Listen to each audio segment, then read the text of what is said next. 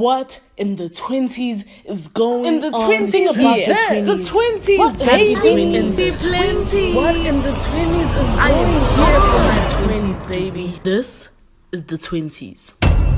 Welcome back to the podcast. I'm your host, Zamam Kize, and this is What's in the 20s, a podcast where you listen to me grow through its baby. On today's episode, we're going to be speaking about self-sabotage. And it's something that I recognize that I do quite often in my life. Which I find so weird. Like you don't really think of yourself as like someone who's self-sabotaging when you're in the moment of doing things, right? Like it kind of feels like you're just doing, this is just who you are, like this is just life or whatever. It feels like you're being practical, it feels like you're being logistical about things, it feels like a way of just keeping yourself essentially safe, right? Which is, in my opinion, I think that's kind of working towards what self-sabotage is. It's a way that we protect ourselves, or a defense mechanism, from feeling a past experience all over again, from experiencing something in our past that has either hurt us or made us feel all types of ways, like humiliated and shame and guilt and frustration. I mean, that's essentially part of why we self-sabotage, right? We're trying to avoid having experiences that are similar to the past, where we felt so exposed and felt so like, what is this? Like, I don't want to experience this. I don't want to go through this. I don't want to repeat this. I don't, all of that kind of stuff. And so we just engage in habits that we feel reinforce this idea of, now I'm in a better place because of it. I'm in a safer place because of it. It sometimes feels like we're putting up boundaries to protect ourselves. It feels like just a safety net of where we can kind of stay in our comfort zone, essentially. And I think, somebody once put it in a sense of like, self-sabotaging is letting our short-term feelings keep us from our long-term goal. So currently my feeling of fear, I let it control me, and so because of that, I won't pursue this job, I won't pursue this relationship, I won't pursue this situation, this circumstance, this contract, this whatever it is, because currently what I'm feeling is an anxiety or stress over it. Like, how am I gonna do it? Am I even good enough to do it? I mean, it's part of the different methods and the ways that we self-sabotage, right? There's isolation, avoidance, procrastination, there's addiction, there's just these things that we do, lack of communication, and maybe I should go into some of it, right? So let's take procrastination. I procrastinate all the time, all the time. And I think it's consumed, or informed, should I say, rather. It is informed by my fear of not being good enough to fulfill the task, of not getting the task to be what I need it to be, the final result, to make it as exceptional as I want it to be, because I'm also paralyzed by perfectionism. And it's like, I won't set out to do something unless it is absolutely perfect, which is also another way that we self-sabotage. Perfectionism, this idea that something needs to go absolutely according to plan, that something needs to be so well done, well organized, that the results of it need to be so fulfilling that there's just not a flaw in place. There's not an obstacle, not a challenge. It's like moments when we're met with things like that, we opt to quit. We opt to be like, why do we even set out to do this? And so perfectionism keeps us from taking risks. Perfectionism keeps us from really just making peace for mistakes to happen, for forgiveness to take place, compassion to take place, and all the rest, because we set ourselves to a standard and an expectation that is so high and unattainable. But it's like, I need to get as close to it as possible at the very least. And so very often we won't try anything if we don't feel like it will be good enough for the standard that we have set ourselves up to do or be. And so it holds us back. And so we even procrastinate. I procrastinated for years starting a podcast because I just never felt like I would get it. I didn't feel like I was who was needed for a podcast.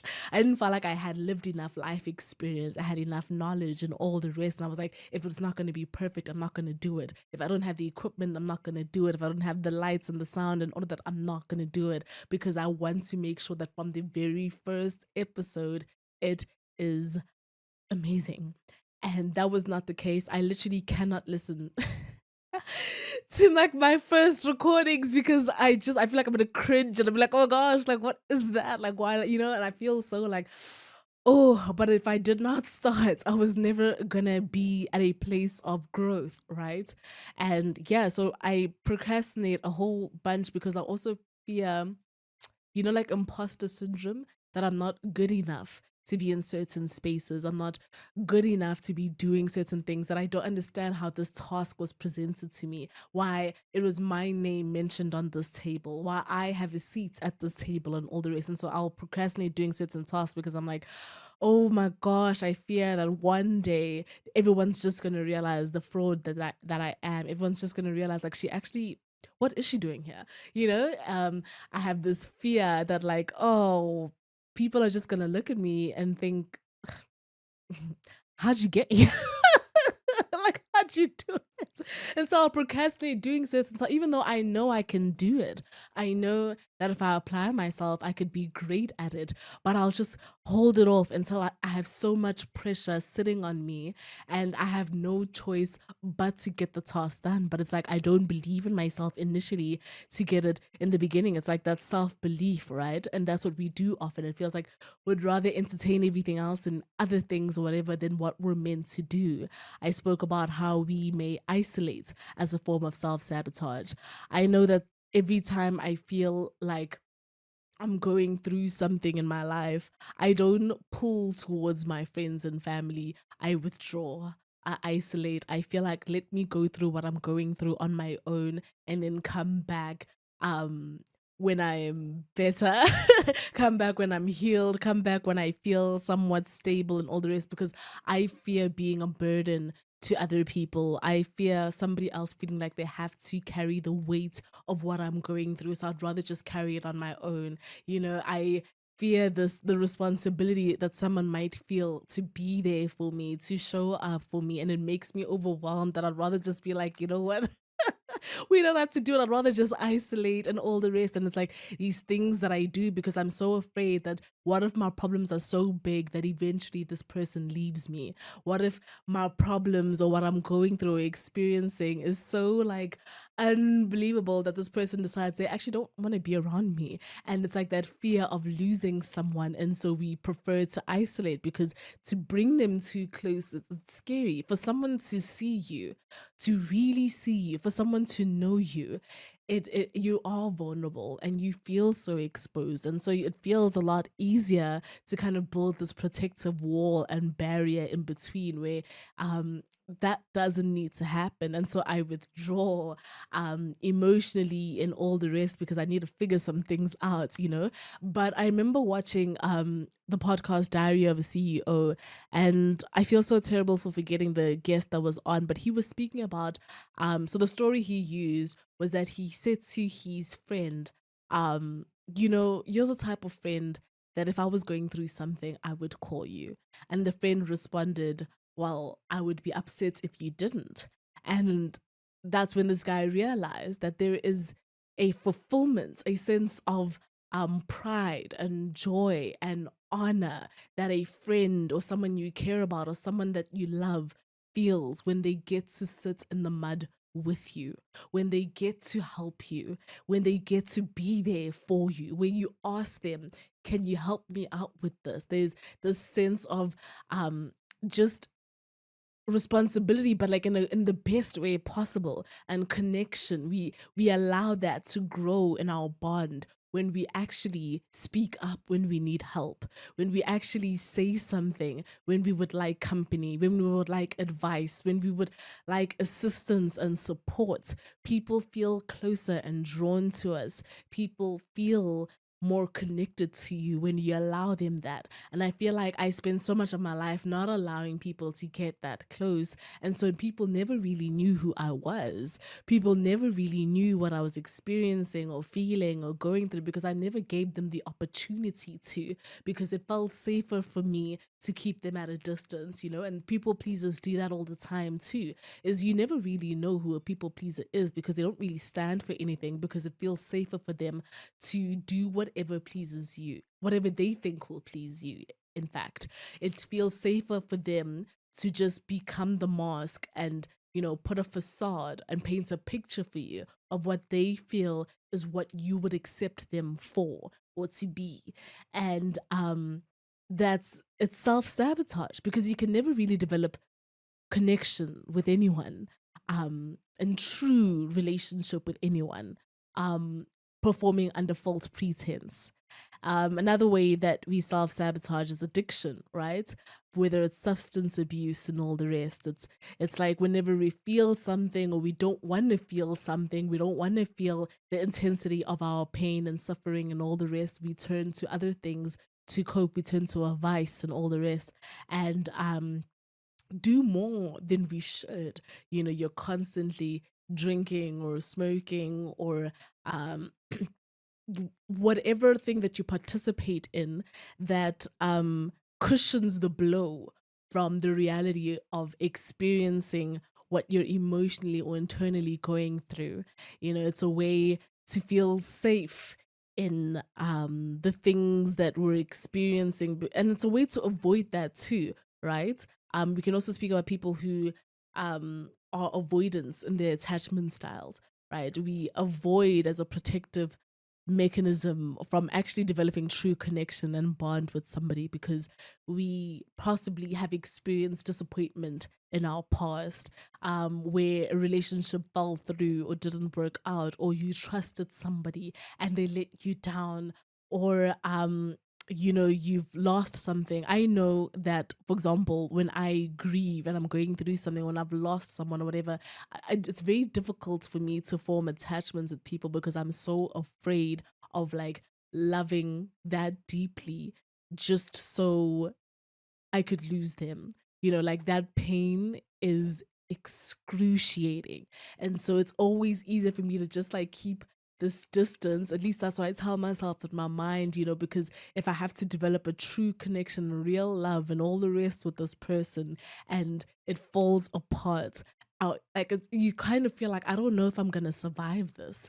And so it's so much easier, you know, to I guess avoid, you know what I'm saying? And we sabotage in ways like, for example, not communicating. Like i I can be a terrible communicator, and I know with my friends I can do that sometimes, but it's because I fear getting too close to them. I fear them seeing me, I fear them knowing what I'm experiencing and going through and all of the rest. And you know, so it's just like I don't form that attachment. Sometimes you may feel like you've gone through a terrible friendship breakup in your past, and it's like you now struggle attaching new bonds with new people in your life and forming that level of depth in your relationships with people because of that fear and that anxiety it triggers and stirs up in you of what if you go through that pain again, what if you experience that suffering again, that heartache again. It's like you actually just can't deal with it, you know. And there's only so many times that you can experience that pain before you realize like you don't want to keep putting yourself in a position where you could possibly go through that. And I think if you really think about it, all these fears, it's like this illusion of creating a sense of control for ourselves. Because I guess when we experienced that hurt and rejection and pain and shame and embarrassment and all that stuff in the past, it felt like a lack of control was happening, you know, like it felt like something outside of us was happening. And so when we self-sabotage, what we're doing is we're predicting the future for ourselves because now we're taking control of the situation by not committing to it, by not engaging with it, by not pursuing it, and stuff like that. And so we're reinforcing our beliefs of I was never good enough for that job anyway, so I'm not gonna apply. I was never going to be a good partner to this person, so I'm not even going to try communicate and stuff like that. I'm not even going to try express my feelings, say what's up and all the rest. I'm not good enough to be with this person. I don't have the resources to be with this person or to do this thing or to pursue this dream or this goal, this desire that we have. And that's like the sad part too, is when we self-sabotage, we never really pursue our true desires. you know you might truly desire for connection, for friendship, for love, for a romantic partner, and all the rest. You might truly desire that level of depth with somebody. You might truly desire a promotion at your job, a different career path, and all the rest. You might have these things that are in you that you want, but because you fear that failure, because you fear that rejection, because you fear the shame of it not working in your favor, it feels a lot easier to remain in this comfort zone. And comfort doesn't necessarily mean this is a comfortable place and all the rest. Comfort means this is familiar. This is something you know. And so it's a lot easier to, or it feels like we have a sense of control over our lives when we self sabotage because we feel like we already know how it's going to end, and that's what we're doing is we're trying to play out the sequence of events that it matches up with our beliefs of the situation, that you're not deserving of love, that you're not deserving of support and care and of good things, of great things. You're not deserving of wanting more and all the rest. Why would you even set out to do that? It's such a harmful thing that we partake in because we rob ourselves of so much life. And the truth of it all is like to love is to surrender, right? To surrender that control. Like we try so hard to be control of everything, but you realize that if you truly desire deep connection with someone, you have to surrender ego. You have to surrender um this idea that you can control every scenario, that everything will be perfect. Because even when you love, right, that risk of loving, my friend said to me the other day, Zama, is anyone even truly deserving of love if they're not willing to risk heartbreak and all the rest? Like, if you are you even truly deserving of this life-changing kind of experience with somebody, where you can experience expansion and growth and fulfillment and all the rest, if you're not willing to risk the pain that it comes with, the disappointment that it comes with, and the letdown? I think we like to think of good things as only coming with everything good, but it encompasses all of it, right? It encompasses all the challenges and the obstacles, and you feeling like you're really being tested in this situation, like your patience is being tested, your kindness, your ability to forgive, your ability to withstand pressure also. Will you rise above it, or will you just say, well, I'm a failure anyways, I wasn't good enough anyways, and all the rest?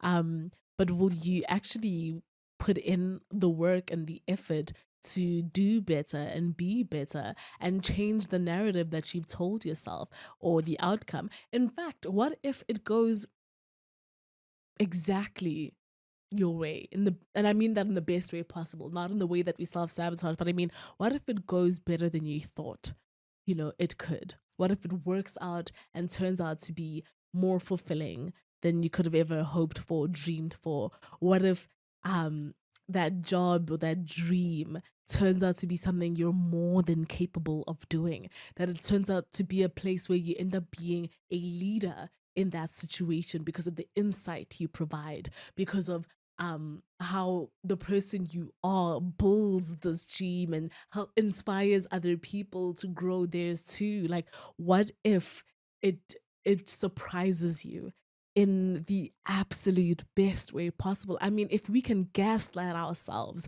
to believe that this will be terrible, that this will end bad, that this will end in heartbreak and tears and all the rest, that this will be the worst experience we can ever have. Surely we can gaslight ourselves into believing that this will be amazing, that this will be extraordinary, that this will work out great, that this will actually work in my favor, that life is actually working for me and not against me. And yes, of course, I sound like a complete optimist or perhaps even naive and all the rest, but like that's your nervous system trying to protect you too, right? Like putting all these labels and attaching speaking positively on yourself and speaking life to yourself as to you being naive and ignorant and all the rest. But I mean, like, you have to actively do that, right?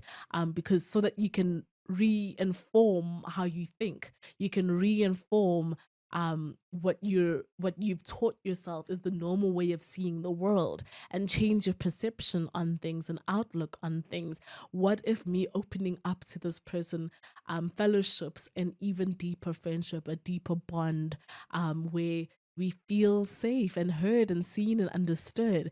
I think about how guys very often won't really talk about the experiences of what they've gone through and stuff like that, but they would find that they're sitting in a room with people who've gone through the same thing. They're sitting in a room with people who've experienced that. Even in I think about people who are entrepreneurs and stuff like that. Sometimes you will think that your problems are uniquely yours, and you will think, oh man, like, I'm not set out to do this. Why am I doing it? But you will find that every entrepreneur before you went through the exact same experience, the exact same mistakes, and speaking up and talking about your failures, talking about your problems, talking about your struggles actually festers a community of people who are willing to help, actually grows.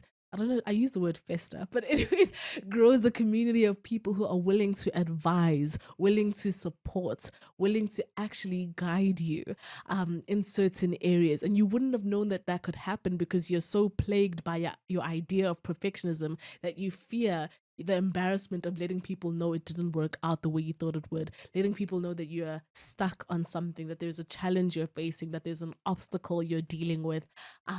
But it takes speaking up about those failures, right? Speaking up about those challenges, those struggles, speaking up about the fact that this is something you are dealing with, that promotes a culture of people who can help, people who can bond towards you, people who you can trust.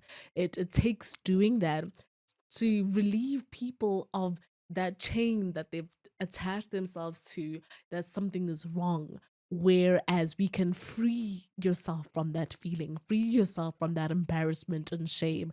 Very often, I feel like I get so scared to say certain stuff or whatever it is because I'm like, oh my gosh, what if that's embarrassing? What if that's, this and that? But like, I think to my surprise, a lot of us have gone through it.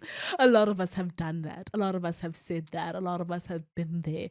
And it helps you, get rid of that guilt, get rid of that feeling of things are not okay. I am not okay. You are more than okay. You know, you are deserving. You are qualified.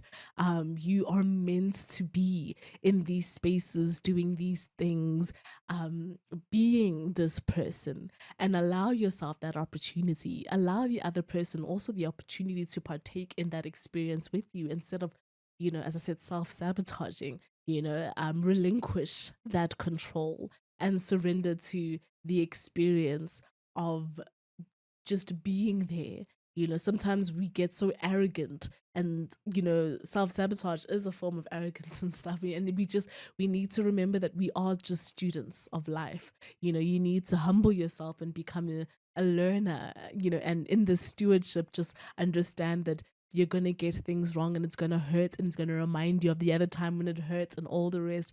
But like when it doesn't take over, you know what I'm saying, you realize that like that I didn't need to sabotage the situation. And that's the thing, it's like we want to reject ourselves before the world does it for us because we feel like it's safer that way. But we need to act out in that risk, act out in trying, in doing more, in being more, and believing that more is possible for ourselves in return. As always, I'm sending my love. Goodbye. What in the 20s is going In the on? 20s Think about here. the The 20s. 20s, What baby. happened in the Plenty. 20s? What in the 20s is I am going here on? for my 20s, baby. This is the 20s.